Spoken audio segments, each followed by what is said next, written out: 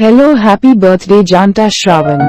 With your donation of 40 food parcels on behalf of Happy Birthday Janta Shravan has made a significant impact in the lives of many homeless people in India.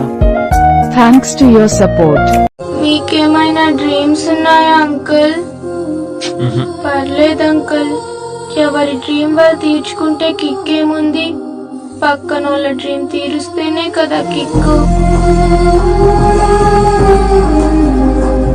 ఈ లోకంలోనే ఎక్కువ సంతోషాన్ని ఇచ్చేది మనకి పరిచయం లేని వాళ్ళకి సహాయం చేయటం.